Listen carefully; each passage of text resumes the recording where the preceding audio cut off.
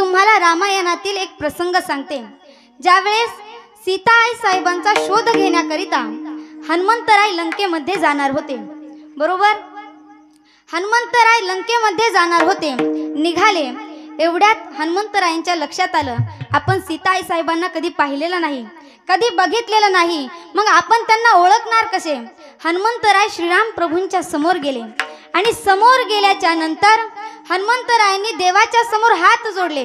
प्रभू, तुम्ही सीता आई साहेबांचा शोध घेण्याकरिता मला लंकेमध्ये पाठवताय खरंय, पण मी सीता आई साहेबांना कधी पाहिलं नाही, मग सीता आई साहेबांना मी ओळखू कसं? त्यावेळेस श्रीराम प्रभूंनी जे उत्तर दिलं का बाबा, ते उत्तर मात्र ऐकण्यासारखं आहे।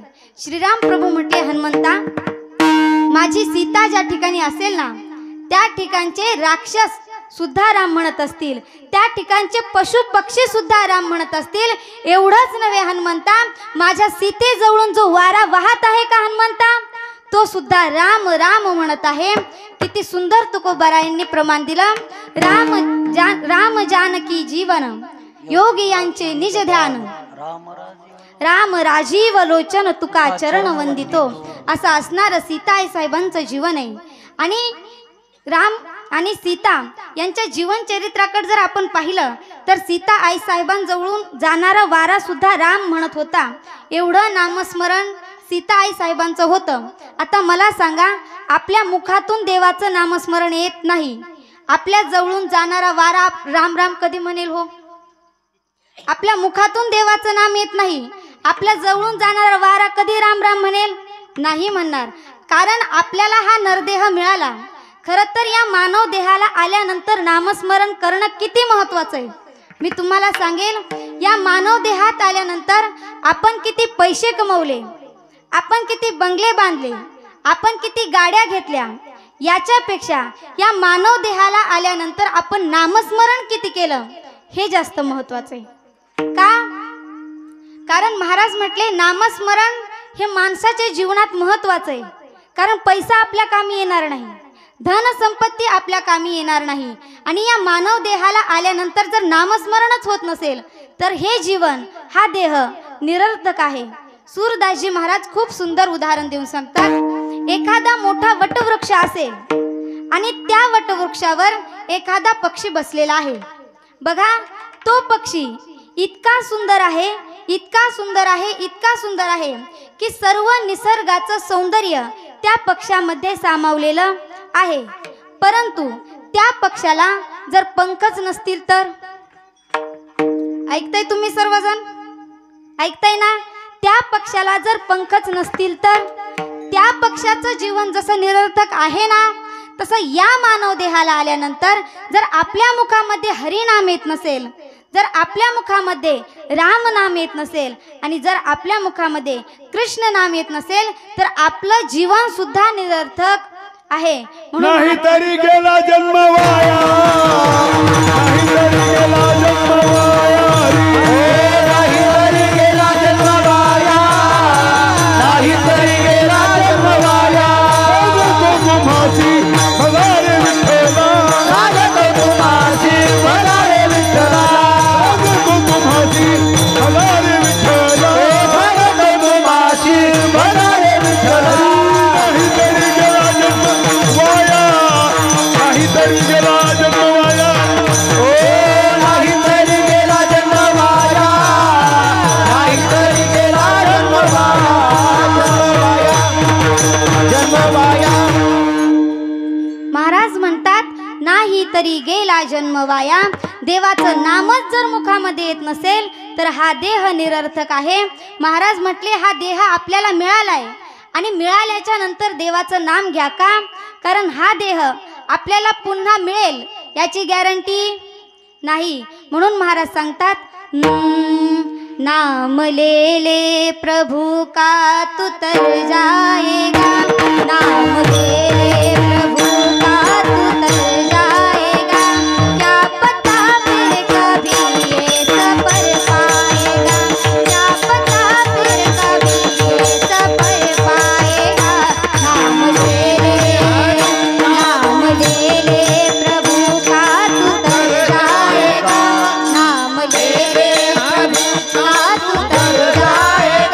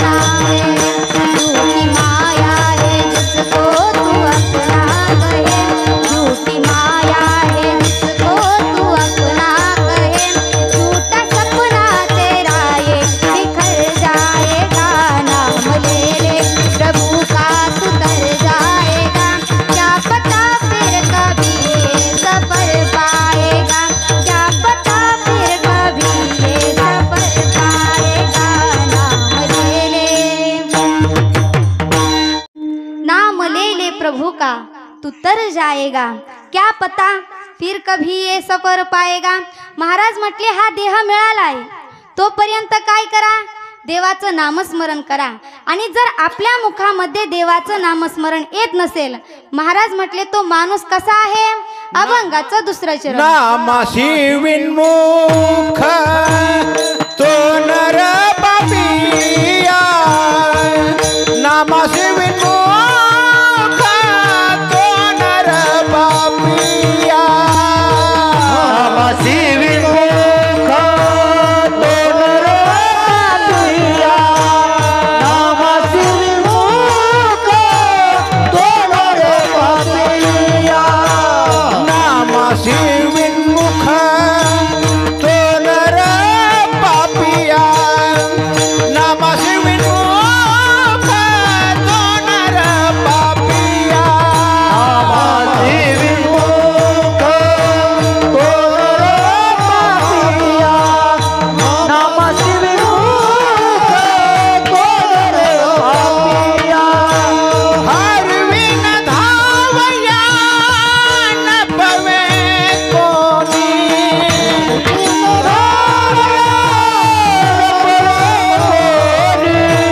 हरविन धावया न पविजे कोणी, हरविन धावया न पविजे कोणी. हरि मुखे माना, हरि मुखे माना, हरि मुखे माना, हरि मुखे माना, हरि मुखे माना, हरि मुखे माना, हरि मुखे माना,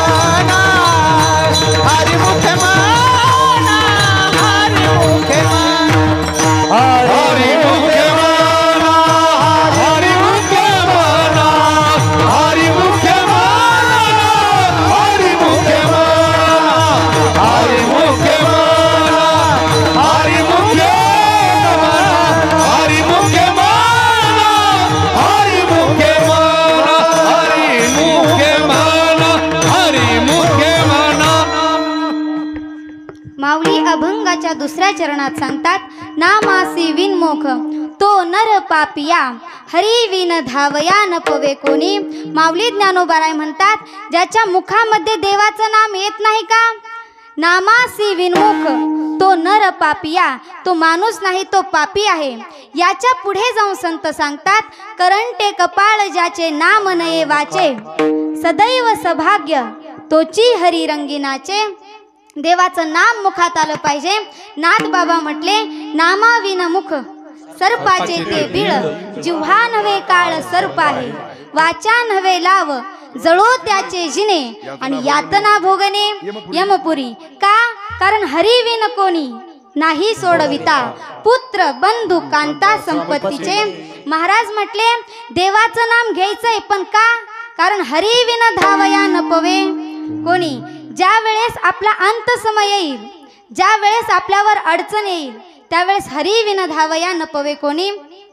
आपण कमवलेले पैसे, प्रॉपर्टी त्यावेळेस आपल्या कामी येणार नाही. म्हणून कधीतरी बाबा निस्वार्थ अंतकरण करून आपल्याला देवाच्या मंदिरात जाता आलं पाहिजे. देवाच्या समोर आपल्याला निस्वार्थ अंतकरणाने कधीतरी हात जोडता आले पाहिजे. आपल्या मनामध्ये जी अडचण आहे ना, ती अडचण आपल्याला देवाला सांगता आली पाहिजे. आणि याही पुढे देवाच्या समोर कधीतरी आपल्याला रडता सुद्धा आलं पाहिजे. का, कारण देव ज्या वेळेस आपण आपलं दुःख देवाच्या समोर सांगू ना, त्यावेळेस या जगाच्या समोर आपल्याला आपलं दुःख सांगायची गरज पडणार नाही. ज्यावेळेस आपल्या अडचणी आपण देवाला सांगू ना, त्यावेळेस आपल्या अडचणी या जगाच्या समोर सांगायची आपल्याला गरज पडणार नाही. आपल्या देवाकडे बघितल्याच्या नंतर ज्यावेळेस आपल्या डोळ्यातून पाणी येईल, त्यावेळेस समजावा आपली भक्ती ही खरी आहे. बघा, देव आपली भक्ती स्वीकारतोय, देवाला आपली भक्ती आवडते, हे कसं ओळखायचं मी आज तुम्हाला सांगते.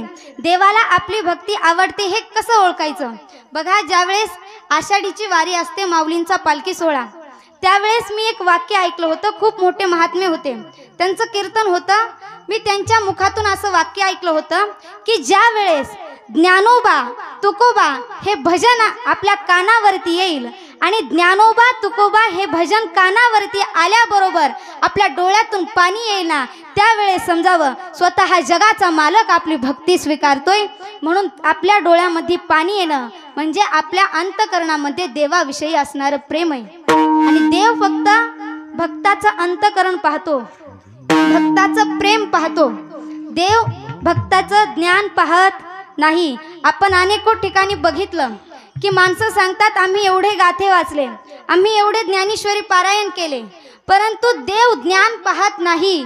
देव भक्तीसाठी, देव प्रेमासाठी भुकेलेला आहे. थोर प्रेमाचा भुकेला, थोर प्रेमाचा भुकेला, थोर प्रेमाचा भुकेला, थोर प्रेमाचा भुकेला, थोर प्रेमाचा भुकेला, थोर प्रेमाचा भुकेला, थोर प्रेमाचा भुकेला, थोर प्रेमाचा भुकेला. हाती दुष्काळ दयाला, हाती दुष्काळ दयाला, हाती दुष्काळ दयाला, हाती दुष्काळ दयाला, हाती दुष्काळ दयाला, हाती दुष्काळ दयाला, हाती दुष्काळ दयाला, हाती दुष्काळ दयाला. प्रेमाचा भुकेला, थोरे प्रेमाचा भुकेला, थोरे प्रेमाचा भुकेला, थोरे प्रेमाचा भुकेला, थोरे प्रेमाचा भुकेला, थोरे प्रेमाचा भुकेला, थोरे प्रेमाचा भुकेला, थोरे प्रेमाचा भुकेला, प्रेमाचा भुकेला, प्रेमाचा भुकेला. थोर प्रेमाचा भुकेला, हाची दुष्काळ तयाला. देव फक्त आणि फक्त भक्तीचा, प्रेमाचा भुकेलेला आहे. पण जर देवाच्या नामस्मरणाची चिंता केली, देव आपली चिंता करतो. म्हणून आपल्याला नामस्मरण करायचंय आणि संतांनीही नामस्मरण केलं, आपल्यालाही नामस्मरण करायचंय. मग तुमच्यापैकी सर्वजण असा प्रश्न विचारतील की कीर्तनाला सुरुवात होऊन 1 ते 1.5 तास झाला असेल, बरोबर? मग इतका वेळ झाला, एकच सांगताय नामस्मरण करा. का करायचं नामस्मरण? महत्वाची गोष्ट आहे. का करायचं नामस्मरण? तर महाराज म्हटले, या ठिकाणी उपस्थित असणारा प्रत्येक माणूस एका गोष्टीकरिता धडपड करतोय. कोणती गोष्ट आहे ती? ती म्हणजे सुख, ते म्हणजे समाधान.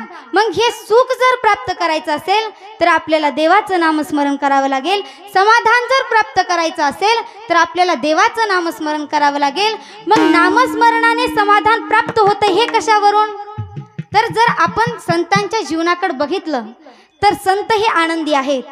तुकोबारायांच्या संसाराचा विचार केल्यानंतर तुकोबारायांचा संसार एवढाही बरा नाही. तुकोबारायांच्या संसारामध्ये दुःख आहे, तरी सुद्धा तुकोबाराय आनंदी होते. मग काही साधकांनी तुकोबारायांना प्रश्न विचारला, तुकोबाराय तुमच्या संसाराकडे बघितल्याच्या नंतर फक्त आणि फक्त दुःख आहे, तरी सुद्धा तुम्ही आनंदी दिसता, त्याचं कारण काय? त्यावेळेस तुकोबाराय म्हणतात, ज्याच्या चित्तामध्ये देवाचं नाम आहे ना, तो व्यक्ती कधीच दुःखी होऊ शकत नाही, तो व्यक्ती सदैव आनंदी राहतो. जिसके हृदय में राम नाम बंद है, जिसके हृदय में राम नाम बंद है, उसको हर घड़ी आनंद ही आनंद है, उसको हर घड़ी आनंद ही आनंद है. जिसके हृदय में राम नाम बंद है, जिसके जीवन में राम नाम बंद है, उसको हर घड़ी आनंद ही आनंद है,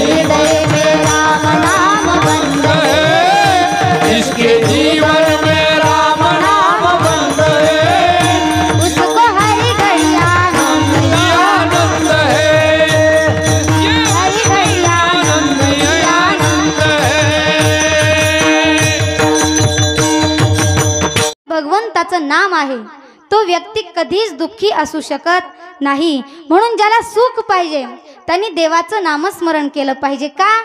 कारण देवाच्या नामस्मरणामध्ये एवढी ताकद आहे की आपण केलेलं सर्व जेवढं पाप आहे तेवढी जळण्याची ताकद ही नामस्मरणामध्ये आहे. माऊली ज्ञानोबराय उदाहरण देऊन सांगतात, तृण अग्निमेळ समरस झाले तैसे नामे केले जपता हरी. आपण सर्वजण या ठिकाणी शेतकरी मंडळी बसलेलो आहोत. बघा, वाळलेलं गवत आहे, खूप मोठा ढीग आहे वाळलेल्या गवताचा. मग त्या वाळलेल्या गवताला जाळण्याकरिता किती काडी पेट्या लागतील हो? किती लागतील? एक काडी सुद्धा लागणार नाही. नुसती ठिणगी पडली तरी सुद्धा महाराज म्हटले तृण अग्निमेळ